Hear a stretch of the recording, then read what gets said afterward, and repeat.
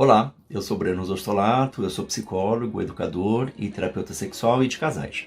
Estou aqui para falar um pouquinho com vocês sobre estupro marital. Alguns fatores que eu quero ressaltar para o nosso início de debate, para refletirmos um pouquinho sobre esse tema. Primeiro que nós estamos falando sobre um assunto pouquíssimo falado e discutido, refletido na sociedade. Nós temos falado muito sobre a lógica do estupro, as questões de abuso, violência doméstica, a cultura do estupro, né? Nós temos pensado muito a partir dos movimentos feministas sobre a violência contra a mulher, mas ainda o estupro marital é um assunto pouco falado, onde nós ainda não jogamos holofotes e não damos atenção para esse que é um assunto emergente e urgente na sociedade. Justamente por conta disso, ele é uma violência, né? O estupro marital ele é uma violência silenciosa e silenciada.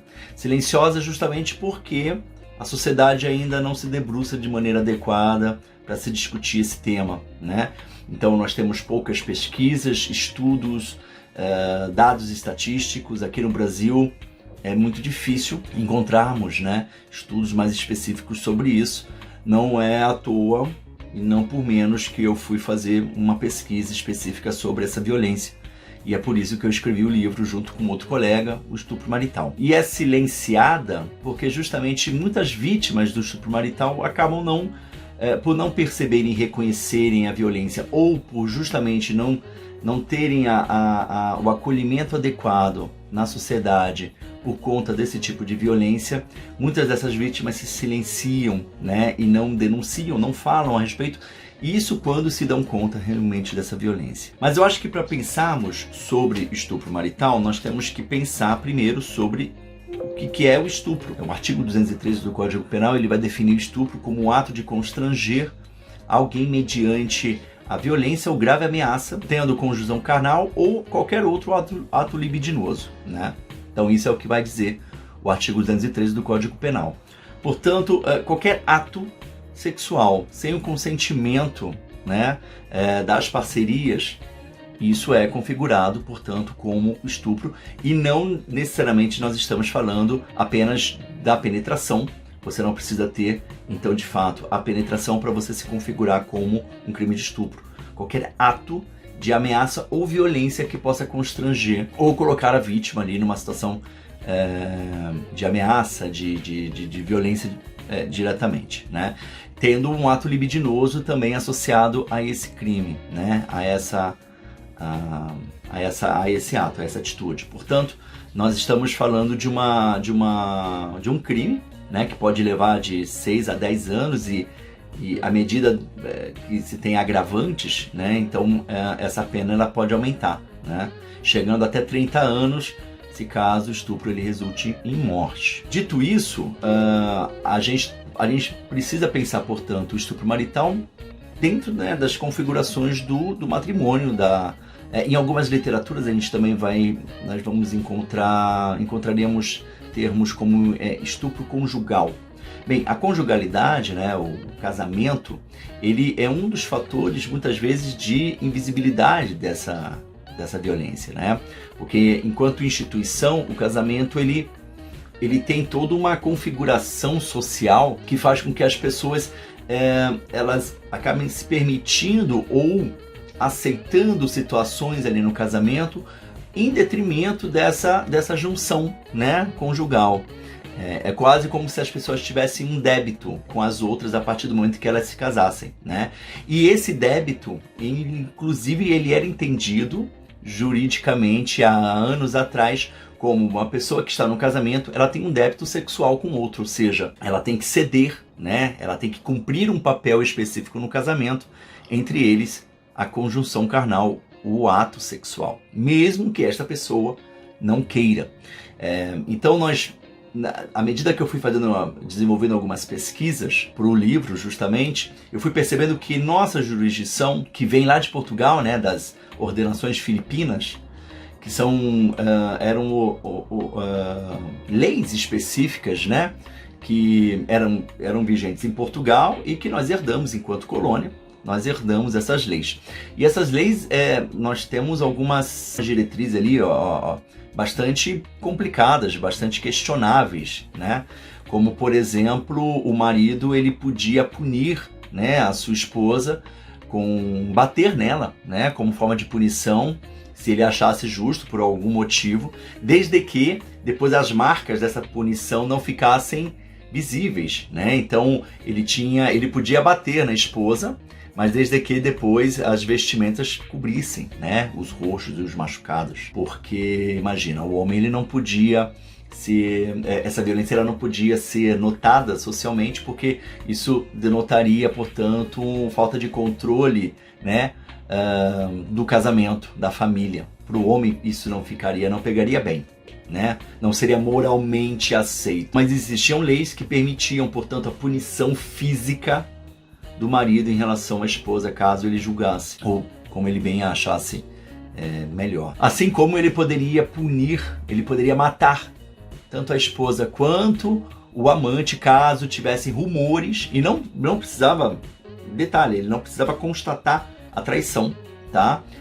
O adultério, mas caso tivesse existissem boatos e rumores dessa traição, desse adultério, ele poderia, para lograr, né, para resguardar a sua moral, melhor dizendo, ele poderia, portanto, assassinar a própria esposa e o amante. Então, nós temos leis totalmente questionáveis e que vai enfatizar, portanto, feminicídio, vai quase que reforçar, né, de fato, a violência contra a mulher. E não à toa que nós percebemos hoje como nós somos as avalanches, né, de notícias que nós temos na mídia, e muitas vezes aquelas que não são denunciadas, que não são midiáticas, mas como a violência contra a mulher ainda é muito presente socialmente, porque também as leis, e a gente tem que entender que as leis elas estão mudando, e que bom que elas estão mudando, mas essas violências, esses movimentos sociais, elas acompanhavam também as leis, ou as leis acompanhavam as mentalidades da época. Eu acho que é importante pensarmos no estupro marital também como, portanto, uma construção histórica, né? Não só do casamento enquanto instituição, né? Porque aí nós temos a ideia do homem sendo dono, né? Quase que o corpo da mulher é a propriedade do marido, como nós temos uma hierarquização social, portanto, e essa hierarquização social ela se dá também dentro, né? Dentro do lar, dentro do ambiente doméstico. Portanto, este homem como sendo dono da família, e essa família servindo a este dono. E a mulher, portanto, ela é fruto da objetificação e da abjeção, né, dessas construções, dessas hierarquizações sociais. Esse é o primeiro ponto, né? Mas historicamente também olhando pelas leis. Pensando no estupro marital, o cônjuge, portanto, ele passa a ser incluído, ele só é incluído na lei, né, como sendo o perpetrador desta violência em 2005, né? Então que o cônjuge ele passa a fazer parte, portanto, como um dos agentes dessa violência. Até então não. Mas, e é justamente neste mesmo ano, por exemplo, que nós temos algumas outras leis bastante questionáveis e que bom que, né, por fim, ruíram, né, foram reformuladas porque, de fato, existia necessidade dessa reformulação, mas, por exemplo, neste mesmo ano, em 2005, o estuprador, né, o homem que cometeu estupro, se ele casasse com a vítima, então ele não teria essa punição, ele não seria punido com o crime de estupro. E 2005 está logo aí. Até 2005 isso ainda era permitido. Por exemplo, em 1940 nós temos ainda situações como o uso na legislação do termo mulher honesta, né? O que é mulher honesta, né? A mulher honesta eram mulheres que socialmente, né, moralmente eram reconhecidas e que, portanto, um crime sexual contra elas, a punição era maior. E, portanto, se tem uma mulher honesta, existem mulheres desonestas, né? E quem eram mulheres desonestas? Eram aquelas cujo crime de violência tinha menor relevância, menor importância. E, portanto, a punição era mais abrandada, como prostitutas. Então, nós temos ainda o uso nas leis de termos que fazem essa separação, que é extremamente machista, ela é patriarcal, né? Ela faz uma divisão, né, na sociedade do que é certo e errado, do moral e do imoral. Então nós vemos uma desigualdade, né? E essa desigualdade ela nos acompanha até hoje, né? Então não à toa que nós estamos ainda falando de um crime, do estupro marital, nós estamos falando de uma situação que é tão invisibilizada, pouquíssimo debatida, refletida, e que ainda assim muitos juristas questionam, né, o que seria estupro marital. Não é uma concordância, não é unânime, né, esse entendimento da lei. Né? Por isso que o debate ele tem que ser reforçado cada vez mais, para que a gente tenhamos um aprofundamento muito mais adequado, né, sobre esse assunto. Quando a gente fala também sobre estupro marital, nós estamos falando então sobre violência de gênero, né? E nós não temos como debater esse assunto se não levarmos em consideração as questões de gênero. Nós estamos falando de uma violência que ela vem acompanhada de outras violências. Entre as mais comuns, a violência psicológica e a violência física, né? Estudos, e a boa parte dos estudos também que eu encontrei são estudos estadunidenses, aonde vamos dizer que o casamento, aonde você tem a presença, né, do crime de estupro marital, a prática do estupro marital, existe também a violência sexual, maiores índices de violência sexual e violência psicológica. As vítimas desse tipo de crime têm maiores índices de estresse pós-traumático, depressão, ansiedade, síndrome do pânico. E um detalhe que me chamou muita atenção, de 10 a 14% é uma estimativa, em algumas outras pesquisas também, de que os casamentos nos Estados Unidos, por exemplo, de 10 a 14% são casamentos que também estão ali permeados de alguma maneira com alguma violência sexual. Que, fazendo contraponto, não foram encontradas diferenças muito significativas entre casamentos heterossexuais, heteroafetivos, e homossexuais, homoafetivos. Então essas diferenças não são muito significativas, o que mostra também que nós estamos falando de uma violência não só heteronormativa, notoriamente, né, talvez na grande maioria ela é heteronormativa, ela parte de porque a lógica heteronormativa ela é já uma normativa violenta, né? Quando a gente discute gênero, a gente está falando sobre uma ideia já violenta, mas nós estamos também indo para um outro contexto homoafetivo, onde a violência sexual ela acontece também nessas relações. Então eu estou trazendo um quadro um pouco mais amplo para a gente pensar na violência do estupro marital de uma maneira, por isso que eu falei, emergente, porque nós precisamos nos debruçar cada vez mais sobre esse tema, né?